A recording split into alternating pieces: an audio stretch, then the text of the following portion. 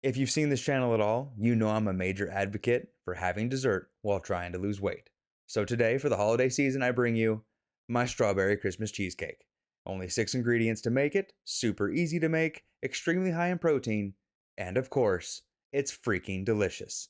So let's get started.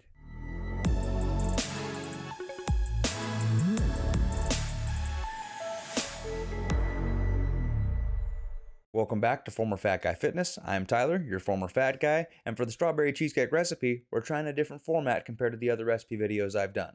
So check the description for the full ingredients list, but let's get right into how we make this. Before you get started, pull out your light cream cheese, your Greek yogurt, and your eggs out of the fridge so they can get to room temperature. Then preheat your oven to 325 and we can move on to our crust. For the crust, we're doing the same thing that we did in the sweet potato pie video. We'll be using Joe Duff's homemade cereal that I showed how to meal prep. I'll link that video down below, but if you don't have that on hand, you can use whatever cereal you want to. Your macros just won't be the same as mine. Whatever cereal you do end up going with, throw that in the blender, and then we're going to blend that up until it's a fine powder. After that, throw it in a bowl, and then we're going to add in the maple syrup in the ingredient list alongside of it. Once all that's in the bowl, then stir it up with a fork until it all becomes one big giant incorporated paste. If you add that much maple syrup and it's still a little bit powdery, do what I did and add another splash of maple syrup into it because you do want it to be kind of a gooey paste almost. We're going to be baking it to get rid of this moisture anyway, but mix all that together until it's one big bowl. Now comes the only difficult part. Set your crust to the side and grab a 9-inch springform pan along with a water dish. Yes, make sure you use a 9-inch one, not an 8-inch or anything different. Your cook times will be different and it might not all fit in there if you use a 6-inch one. Then, wet your hands with that water. You're going to want to try to keep things from sticking to your hands the best you can. Then take your ball of crust, plop it in your springform pan, and start pushing it down slowly with your hands from the center out. Once you get far enough out, you're going to want to switch to a spoon, get your spoon wet, and then push with the back of the spoon down onto the crust. Then, just like with your fingertips, keep working slowly and gradually from the center out until everything's flat and pushed all the way to the outside edges of the pan. Once you've made it all the way to the outside edges of the pan, we're ready to bake it. We're going to bake it in the oven at 325 like we already preheated for 10 minutes.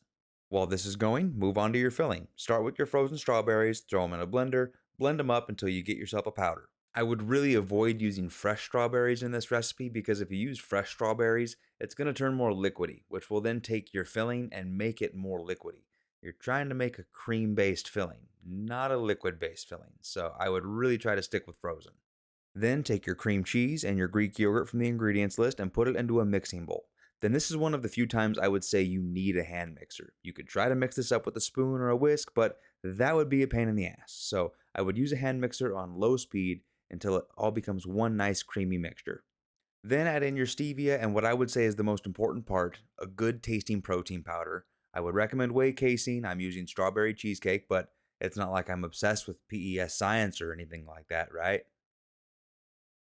What? I don't have a problem. You have a problem. Once you get out of protein powder rehab, add a pinch of salt in, and then all those strawberries that you blended up, and then hit it with the hand mixer again until all of that is incorporated. Once that's all mixed, I would take a spatula and start scraping the outside edges and getting underneath the bowl to where you can get everything that's been missed by the hand mixer all mixed into everything. After that, we're going to add in 3 eggs on top of it, and then to Christmasify it a little bit or make it look more like strawberry cheesecake, hit it with some red food coloring. Then, for a third time, hit it with the hand mixer until all that's together, but do it lightly. Don't do it too long. You don't want to put too much air into those eggs or it will end up more cracky than it's already going to end up being. I'm going to have to fix that with whipped cream later, but we'll get to that in a minute. At this point in time, your crust should be finished baking for the 10 minutes that we had put it in. Pull it out, take your filling, fill up your pie crust with it, and then smooth it out with the spatula. Once that's all done, we're going to bake it at 325 for 55 minutes. As you approach the 55-minute mark, you're going to want to check to see if it's done. There's an easy test to check if a cheesecake is done. Open it up and tap the sides of it with your finger. If it ripples like water, that means it's not done. If it all jiggles together like it's one big giant piece and it's not rippling, then it's done. Then we can pull it out and let it rest on top of the oven for about 10 to 15 minutes before we put it in the fridge to cool. For yes, I know it's going to seem like a long time. I would give it at least 8 hours to cool in the fridge. You want everything to get nice and solid. Remember, you're making a cheesecake, which is made out of cream cheese. You want it to be a nice, solid piece of cheesecake. You don't want to cut into it and have it run out and be all gooey. There is nothing worse than gooey cheesecake. Once it cools, all that's left to do is laugh at my amateur decorating skills and me trying to fix the cracks in my cheesecake with some sugar-free Cool Whip, some frozen strawberries, and some green sprinkles for the sake of Christmas. So I'll do that, and then we'll go over the macros.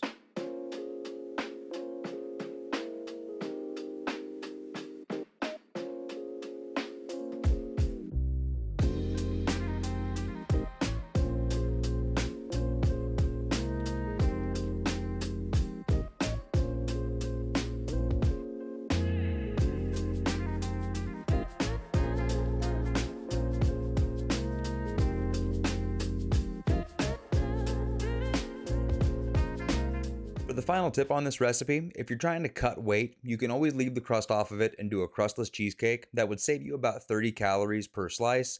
You could also leave the whipped cream off the top if you wanted to save yourself 4 calories per slice. But dude, you really gonna worry about 4 calories? It had to look good. It tastes good. It's awesome. It's Christmas time cheesecake.